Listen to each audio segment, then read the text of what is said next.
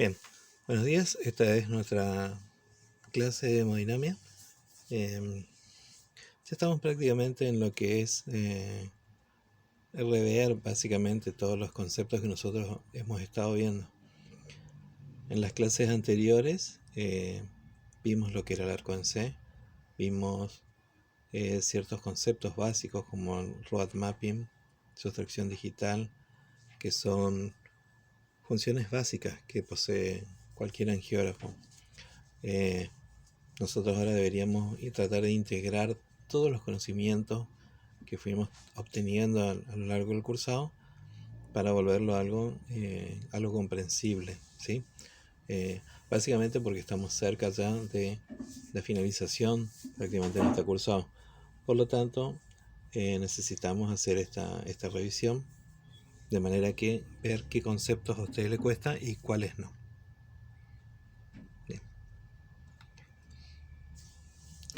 Bien, a ver, siendo la alegoría sería de aprovechen cada segundo de su enseñanza, ya que el tiempo parece desvanecerse a veces más rápido de lo que quisiéramos. Quiere decir que hace unos meses atrás estábamos con lo que sería el inicio de la hemodinamia, de qué se trataba, vimos los elementos formes, no formes, estudiamos la sangre, vimos la circulación mayor, la menor, estudiamos las arterias, las arteriolas, los capilares, las vénulas, las venas. Entendimos muchos conceptos como los parámetros hemodinámicos que son tensión, presión, resistencia, gasto cardíaco. Comprendimos algo que se llama número de Reynolds, que es la forma de interpretar muchas veces si una arteria está comprometida o no. Aprendimos los catéteres, para qué sirven los catéteres, hacer la relación de siempre que uno diga catéter está hablando de diagnóstico y siempre que diga de sonda está hablando de tratamiento. Vimos un número. El número se designa con nombre, como es el French. El French en hemodinamia, básicamente el nuestro va a ser de 4 a 6. Y llegamos prácticamente al final de lo que sería la parte técnica con estudiar el laboratorio de hemodinamia, que era lo primero que veíamos, el arco en C.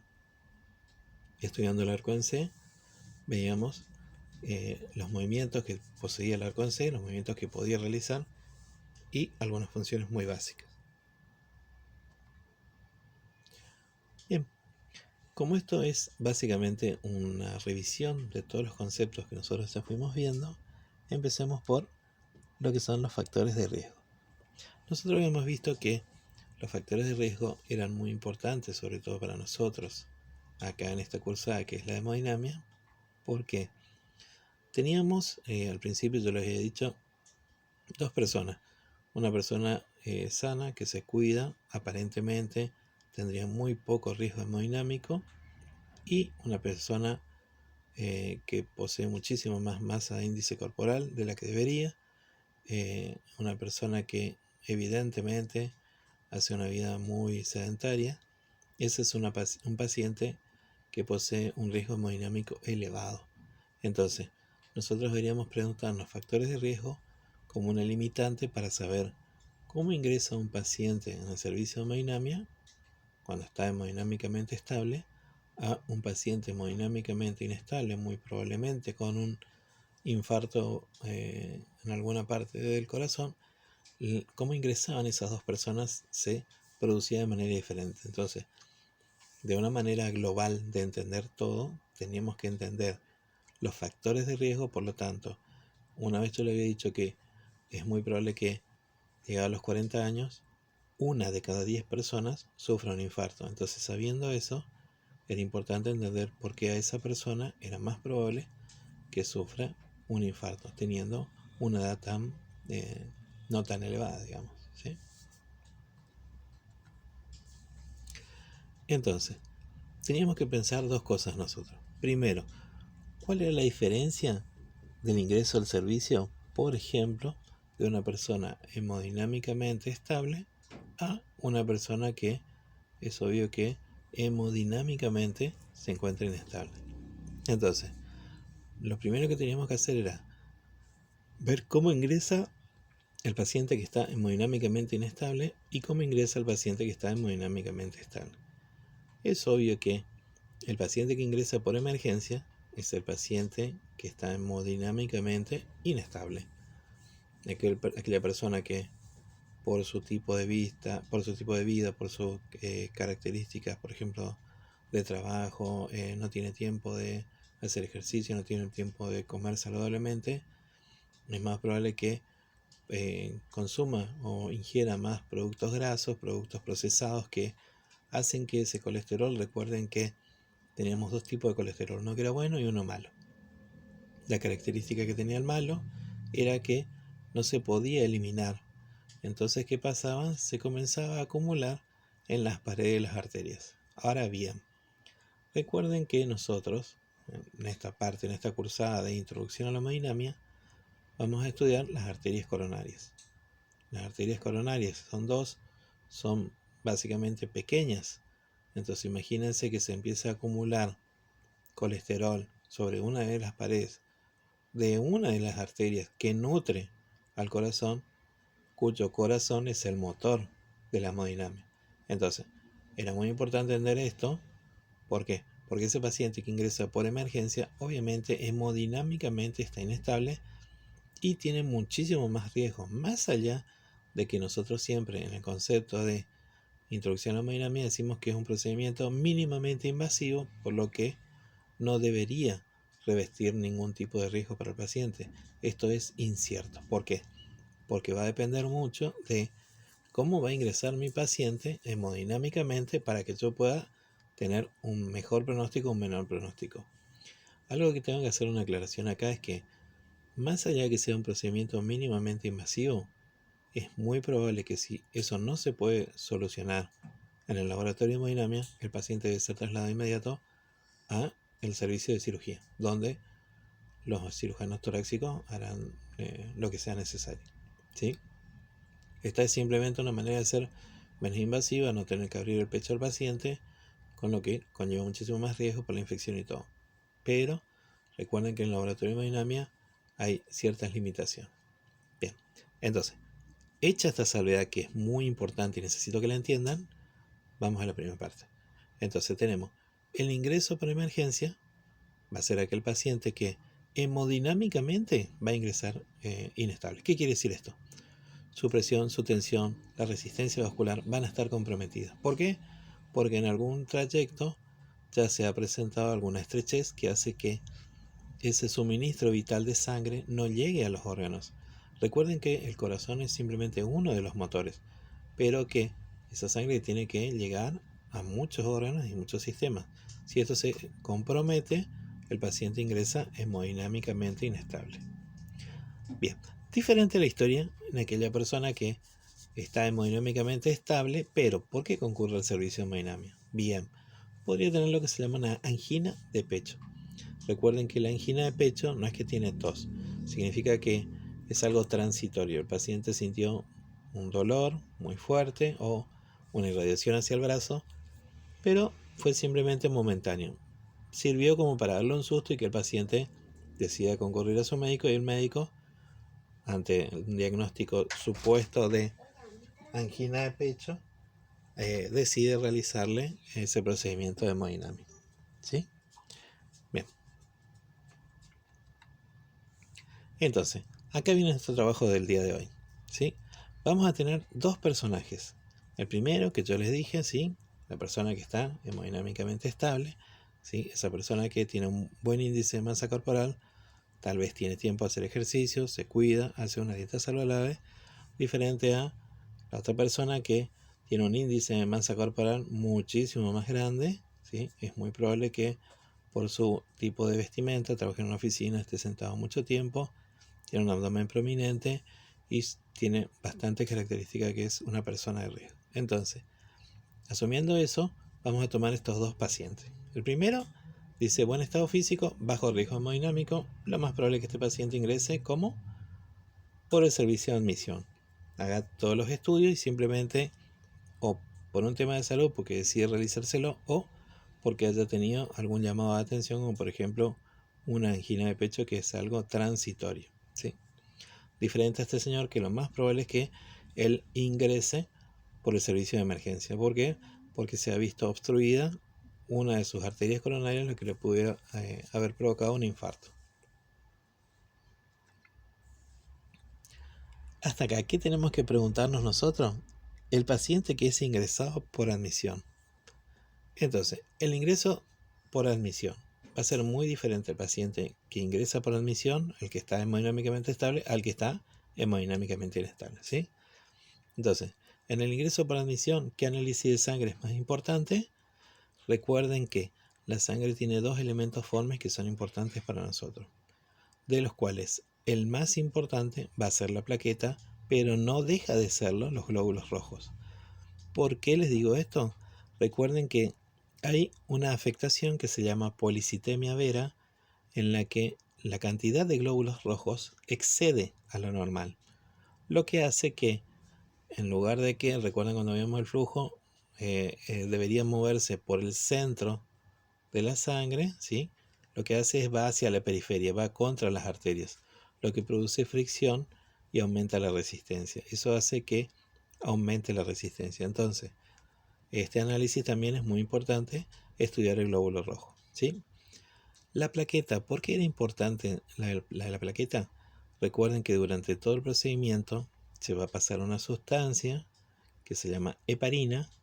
La heparina tiene la característica de ser un anticoagulante, lo que haría que si mi paciente tiene muy baja la cantidad de plaquetas, un estudio normal de angiografía, simplemente un estudio, lleva aproximadamente 25 o 30 minutos.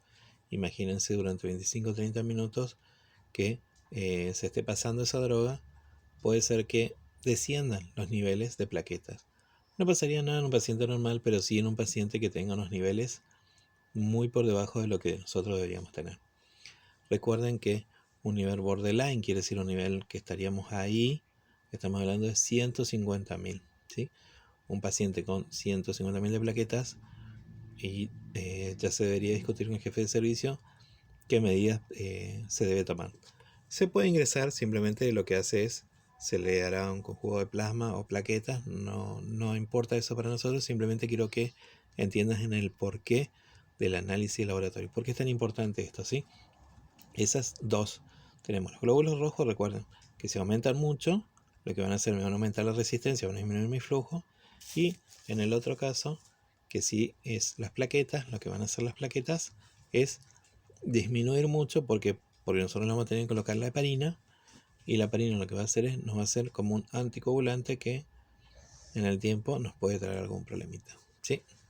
Esta parte, ¿qué cosas podrían salir mal? Bien, hay dos factores porque estuvimos viendo a dos personas, ¿sí? ¿Qué cosas podrían salir mal? Bien, ¿qué cosas podrían salir mal? Entonces deberíamos preguntarnos en el primer paciente, ¿qué cosas podrían salir mal en este paciente? ¿Y qué cosas podrían salir mal en este paciente? ¿Qué cosas podrían salir mal en este paciente? Muchas. Podríamos enumerar muchas. ¿Por qué? Porque es un procedimiento médico que no está exento de riesgo. Diferente es este paciente, qué riesgos podría llegar a tener. Podría tener muchísimos más riesgos que esta persona, ¿sí? ¿Cuáles son? No hace todavía lo nuestro, pero quiero que entiendan que esta persona tiene mucho menos riesgo que esto, ¿sí? ¿Por qué esto? Porque su riesgo hemodinámico es más alto, ¿sí? ¿Qué cosas podrían salir mal entonces? Siempre y cuando deberíamos preguntarnos, depende de qué paciente estemos evaluando. Obvio que el riesgo sería menor en un paciente normal y el riesgo sería muchísimo más alto en un paciente con un riesgo hemodinámico elevado, ¿sí? ¿Cuáles serán los pasos a seguir? Esa es la parte que nosotros vamos a ver, ¿sí? Y qué elementos se van a realizar para el diagnóstico y cuánto tiempo va a permanecer luego del mismo. Esto también es importante. Entonces, hasta acá, ¿qué nos tenemos que preguntar? Primero, los factores de riesgo, porque son importantes para nosotros. Recuerden que acá estamos hablando del riesgo hemodinámico. No es lo mismo el riesgo hemodinámico de un paciente normal, o sea, una persona que podríamos llamarla sana, a una persona que tiene un índice de masa corporal elevado. Bien, entonces, basándonos en eso, son los casos que nosotros vamos a ver hoy. Entonces, vamos a tomar a nuestro paciente con bajo riesgo hemodinámico, ¿sí? El paciente que se cuida, simplemente fue por un ingreso, va a ingresar por admisión, va a ser todos los papeles como corresponde y vamos a hacer un diagnóstico con él, ¿sí? Entonces, ¿qué es lo primero que le vamos a pedir al paciente de bajo riesgo hemodinámico? Al ingreso, sí o sí, va a tener que hacerse un hemograma. ¿Por qué es esto? Bien, recuerden que vamos a ver dos tipos de células. Primero, las células rojas y segundo, las plaquetas. Las células rojas, ¿por qué? Porque si tiene elevado el número de glóbulos rojos, va a hacer que mi flujo esté comprometido. Y el tema de las plaquetas va a ser porque durante todo el procedimiento, al ir colocándose la heparina, lo que puede hacer es que descienda a niveles que no ponga en riesgo la vida del paciente, pero sí traiga problemas en la parte de coagulación. Cuando el paciente después tenga que pasar a la sala de recuperación, le va a llevar más tiempo recuperarse, ¿sí? Y un electrocardiograma que sí o sí se debe hacer al servicio, eso se lo hace al ingreso, ya sea al paciente por un ingreso por admisión o por un ingreso por emergencia. ¿Por qué es esto? Para determinar si mi paciente puede ingresar al servicio de hemodinamia o no. Si tiene un riesgo elevado, es obvio que no va a ingresar, ¿sí? Entonces, basándonos en esto y cuál es la célula más importante, vemos acá en esta partecita que habla de valores, ¿sí? Dice, tiene valores de 150.000, valores de 90.000 y valores de 400.000. Entonces, valores de 150.000 le indica hacia abajo, ¿sí? Quiere decir que valores por debajo de 150.000 son riesgosos, unos valores de 90.000 deberían estar más altos y los valores normales deberían ser 400.000, por eso que le pone un igual, ¿sí? Bien, entonces, este es el paciente que va a ingresar hoy, ¿sí? Un paciente normal, hemodinámicamente estable, ingresa para una angiografía, quiere decir que vamos a hacer un diagnóstico. Bien, entonces, el paciente al ingreso al servicio de hemodinamia, ¿qué es lo primero que vamos a hacer? Y están numerados por numeritos, ¿sí? Son 4 los servicios de hemodinamia. En la primera parte, la admisión, ustedes vieron que el paciente, un paciente con bajo riesgo hemodinámico, va a hacer 3 cosas. El laboratorio, va a tener el hemograma y va a tener el electro, ¿sí? Después de esto va a ir a un sector de enfermería. En el sector de enfermería se le va a pedir que se retire la ropa, se coloca una bata quirúrgica y la enfermera va a proceder a hacer un rasurado. ¿Rasurado dónde? En la zona de abordaje. Nuestra zona de abordaje va a ser la arteria femoral, ¿sí? Terminado esto, el paciente va a ingresar a lo que es el laboratorio de hemodinámica. En el laboratorio de hemodinámica, al ingresar, lo primero que debería llamar la atención es el arco en C, por el tamaño y porque está fijado al techo. Lo que hace que tenga muchísimo más libertad de movimiento. Este arco en C es un operador remoto, no operador dependiente. Quiere decir que el técnico de hemodinamia va a estar en un cuarto aparte, no va a estar al lado del arco en C, sino va a estar en la workstation, al igual que en la resonancia y en la tomografía. Él va a estar en un cuarto aparte, ¿sí? Bien. Y finalmente la sala de recuperación, que después del procedimiento que nosotros le hagamos a este muchacho, puede ser o una angiografía, simplemente un diagnóstico, se llega al diagnóstico de certeza y sin llegar a necesitar, bien, se le hace una angioplastía. Se va a tratar de reparar con un stent, abrir nuevamente la arteria para que vuelva a tener su flujo normal, luego de lo cual va a pasar a la sala de recuperación. En esta parte, ¿qué es lo importante en la sala de recuperación? Recuerden que si nuestro amigo llegara a ser sometido a una angiografía, va a estar con nosotros 6 horas, luego de lo cual se va a su casa, hace su vida normal. En cambio, si él llegara a ser sometido a un procedimiento de angioplastia, nuestro amigo se va a quedar con nosotros 24 horas. ¿Por qué es esto? Porque su riesgo hemodinámico acaba de subir, ¿sí? Bien, llegamos a la parte que nosotros podríamos hacer como un campo conceptual de cuáles son los pasos, ¿sí? Entonces, primero, recuerden que nuestro paciente ya está en la sala pasó a la sala de admisión, está en la sala intermedia. Entonces, en la sala intermedia, ¿qué le van a hacer? Acá lo están rasurando, lo están preparando y se lo desviste, ¿sí? Se le da una bata quirúrgica, ¿sí? Se lo prepara, se le da un sedante, porque es esto. Porque el paciente va a estar despierto durante todo el procedimiento. Es muy importante que el paciente esté despierto porque uno está constantemente conversando con el paciente para ver qué es lo que pasa, qué es lo que siente. ¿Sí? Cuando vaya hasta lo que es el laboratorio de hemodinamia, el paciente se va a acostar en la camilla, que es una camilla especial, que tiene movimientos tipo cuna, recuerdan, ¿sí? Se puede angular, y le va a llamar la atención el arco en C porque va a estar por encima de él, ¿sí? Es grande, llama la atención y puede dar un poquito de miedo, ¿sí? Van a notar que acá se le están colocando los electrodos. ¿Para qué es esto? Porque durante todo el procedimiento el paciente va a estar monitoreado todo lo que son sus parámetros hemodinámicos, ¿sí? Presión, tensión, resistencia, electrocardiograma, se va a tomar muchísimos parámetros hemodinámicos, ¿sí? Esto es durante todo el procedimiento, ¿sí?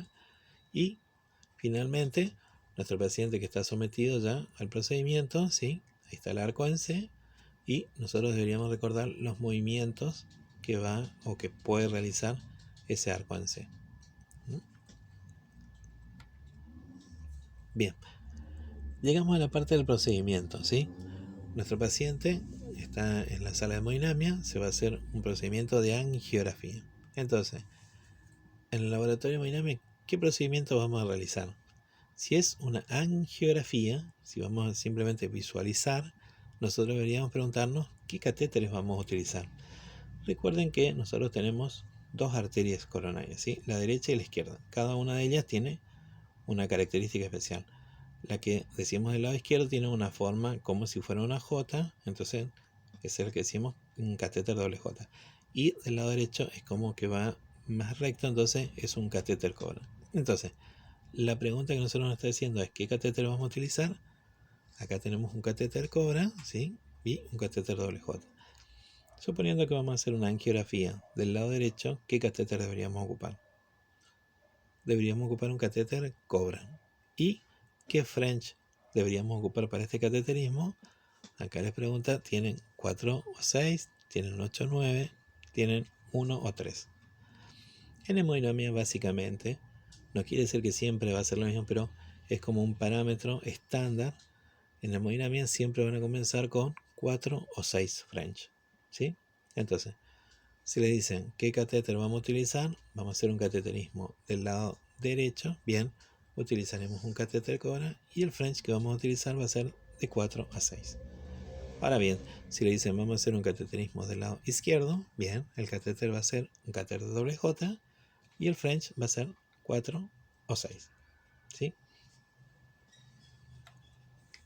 Bien, ahora, esta parte que yo les programé es como ustedes deberían hacerse esas preguntas, ¿sí? ¿Dónde se realiza la incisión? ¿Cómo se llama la aguja? ¿Para qué sirve el alambre guía? ¿Qué pasa a través del introductor? ¿Y cuántos pasos son en total? ¿Qué cosas debo preguntarme? ¿De qué? ¿De qué deberían decir ustedes? Se llama método de Seldinger. Tenemos una vía de abordaje y un método de abordaje, ¿sí? La vía de abordaje es la primera pregunta. ¿Dónde se realiza la incisión? La respuesta es, la incisión se realiza en la arteria femoral, ¿sí? ¿Cómo se llama la aguja? La primera aguja que se coloca en el método de Seldinger se llama trocar, una aguja sin filo, ¿sí? ¿Para qué sirve el alambre guía? El alambre guía pasa a través de ese trocar, ¿sí? Después ese trocar se retira, queda simplemente el alambre guía, se coloca el introductor, se retira el alambre guía y queda colocado el introductor. ¿Qué pasa a través del introductor? Bien, en este caso va a pasar simplemente un catéter, o un catéter doble J o un catéter Cobra. ¿Por qué? Porque estamos haciendo una angiografía. Ahora, si fuera una angioplastia, bien, va a pasar una sonda balón con un estén en la punta, ¿sí? Entonces, sabiendo la vía de abordaje y teniendo un método, el método de Seldinger, nosotros tenemos que saber de cuántos pasos consta el método de Seldinger. Básicamente consta de 5 o 6 pasos, ¿sí? ¿Se realiza dónde? ¿Se realiza en la arteria yugular? ¿Se realiza en la arteria femoral? ¿O se realiza en la arteria radial? Bueno, esta en realidad es una pregunta como con trampa, porque en realidad también se la puede realizar en la arteria radial, pero yo les dije que de manera de hacerlo más llevadero, digamos, a la materia, no vamos a estudiar ese método, sino vamos a estudiar el que se realiza a través de la arteria femoral, ¿sí? A través de la arteria yugular no la hacemos. Entonces vamos a tomar como que se realiza en la arteria femoral. Si bien es cierto que podemos realizarlo en la arteria radial, en esta cursada nunca se ha hablado de que la hacemos en la arteria radial. Entonces, en hemodinamia es verdad que pueden realizar en la arteria radial, pero nosotros estudiamos esta. Estudiamos en la que es la arteria femoral, ¿sí? Bien. Después tenemos, ¿qué es la heparina? Dice, ¿cuál es su función? ¿Para qué la utilizamos en hemodinamia? ¿Existe en riesgo al utilizarlo? ¿Y quién lo descubrió? ¿Sí? ¿Qué es la heparina? Básicamente es un químico que actúa como un antiagregante plaquetario. Hay muchas cosas que se producen en un ciclo de coagulación y lo que hace la heparina es evita que se comiencen a formar esos coágulos. Por eso es que en la hemodinamia lo ocupamos, porque cuando va ingresando el catéter se comienzan a pegar por el catéter, lo que puede hacer que se llegue a tapar. Al ir pasando constantemente eh, esta sustancia, la heparina, lo que hace es que no se puedan adherir al catéter y esté libre para cuando llegue al final, ¿sí? Entonces, ¿cuál es su función? Evitar que las plaquetas se me adhieran a mi catéter y me lo lleguen a obstruir. ¿Por qué? Porque deberíamos retirarlo y volver a cambiarlo, ¿tá? Entonces, ¿por qué lo utilizamos en hemodinamia? Porque si no lo hiciéramos, me taparían los catéteres y no podríamos llegar jamás a hacer un diagnóstico médico, ¿sí? ¿Existen riesgos al utilizarlos? Claro que sí. Por eso es que uno de los primeros exámenes que se pide es el hemograma. Debemos saber de cuántos estamos hablando, de qué nivel de plaquetas tiene nuestro paciente al ingreso, para al paciente cuando sale que tenga un nivel que haga adecuado que su sistema coagulatorio continúe funcionando, ¿sí? Y esto deberían averiguarlo ustedes. Yo ya se lo dije en varias clases. Tienen que averiguar quién lo descubrió. En realidad, el que lo descubrió es un profesor, pero se le da el crédito a su alumno, que fue el que llevó adelante toda la investigación, y se le da como el crédito a este señor. Ese ya les queda para ustedes, traten de averiguarlo, ¿sí? Bien, suponiendo que nuestro paciente tenga que ser sometido a un procedimiento de angioplastia, ¿sí? Ya vamos a repararlo. Ustedes deberían saber qué es la angioplastia. Entonces, angio dice vaso, plastía reparación. Lo que vamos a hacer es la reparación de un vaso. En realidad el vaso está obstruido por cálculos de colesterol. Nosotros lo que vamos a hacer es, vamos a través de una sonda de un balón que se infla, ¿sí? Eso queda abierto, queda de manera que expande a la arteria. Lo que hace es que el flujo se vuelve a restaurar y ese corazón vuelve a funcionar normalmente. ¿Qué cantidad de stent se puede ocupar? Los que fuera necesario. ¿Cómo vamos a ver la cantidad de stent que vamos a necesitar? Bien, ocuparemos las funciones roadmap para que nos tire un número, el número de Reynolds. Cuando el número de Reynolds descienda a menos 2000, quiere decir que el flujo prácticamente es lineal, no hay un flujo turbulento, por lo que podemos decir que ese vaso está nuevamente sano o mantiene un flujo casi normal, ¿sí? Entonces, la angioplastía básicamente es la reparación. Vamos a tener una sonda balón, en la punta tiene un balón que se insufla y alrededor de ese balón tiene una malla metálica que se expande. Entonces, el balón al expanderse, ¿sí? Lo que hace es vuelve a abrir esa luz del vaso y hace que esa malla que se extiende no se puede volver a cerrar. Entonces queda ahí puesta y me deja abierta la luz del vaso, ¿tá?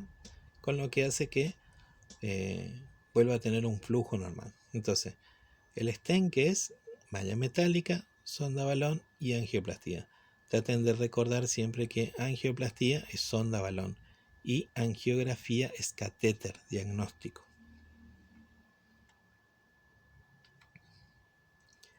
Bien, ¿qué es lo que vamos a hacer una vez que estemos en ese procedimiento de hemodinamia? Vamos a tomar parámetros hemodinámicos. Ustedes saben que los parámetros hemodinámicos que nosotros hemos estudiado son presión, tensión, resistencia y gasto cardíaco. Que cuando lo habíamos visto yo le dije que gasto cardíaco teníamos dos formas de verlo, ¿sí? Entonces, tenemos el gasto cardíaco, que es la cantidad de sangre que expulsa el corazón por volumen por minuto, ¿sí? Entonces la fórmula era muy fácil. Era el volumen que inyectaba el ventrículo izquierdo sobre un minuto. Eso nos da el gasto cardíaco del corazón. Era importante porque el gasto cardíaco nos decía si el corazón está operando normalmente o si tiene un gasto cardíaco elevado, lo que quiere decir que el flujo se comprometió, o la presión, o la tensión, o la resistencia que hace que todo eso no se mantenga normal. Recuerden que esto es todo un equilibrio, entonces cualquiera de esos factores que se alteraba hacía que sea como en cascada, ¿sí? Un solo efecto produce muchísimas cosas más. Entonces, uno de los parámetros hemodinámicos que íbamos a tomar era el del gasto cardíaco. Tomen el gasto cardíaco del lado izquierdo como uno de los más sencillos, si ustedes quieren, de implementarlos, que es una formulita muy fácil de recordarla, que es el volumen inyectado en el ventrículo izquierdo sobre un minuto. Eso les da el gasto cardíaco. El gasto cardíaco del lado derecho se hace con una sonda, un método de Fick y termodilución, ¿sí? No le estoy preguntando acá, entonces simplemente recuerden este como ese parámetro hemodinámico.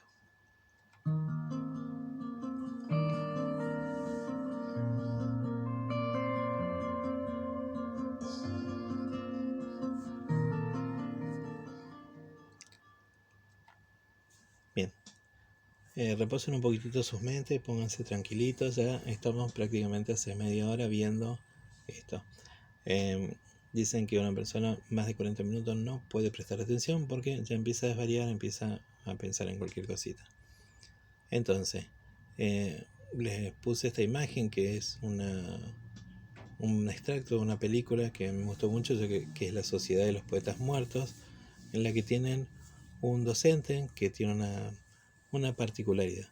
Es un docente que rompe los estándares comunes. A nosotros siempre nos dicen que debemos enseñarles para que ustedes aprueben. Yo creería que nosotros debemos enseñarles para que ustedes sean productivos, no para que aprueben. Yo necesito que entiendan y comprendan, no para que aprueben. Obviamente que tienen que aprobar para poder llegar a ser profesionales el día de mañana, pero yo necesito un profesional que entienda y comprenda lo que hace, no alguien que simplemente lo haga por una nota o por un rédito. Entonces le puse esta imagen que él decía que a veces cuando uno está buscando una solución a un problema, lo que tiene que hacer es buscar una perspectiva diferente. Y él le alentaba a sus alumnos a que se paren desde un banco y vean. Y bueno, desgraciadamente no lo podemos hacer ahora, pero si ustedes se parasen arriba de un banco, van a ver que la perspectiva es diferente. Uno ve las cosas de manera diferente.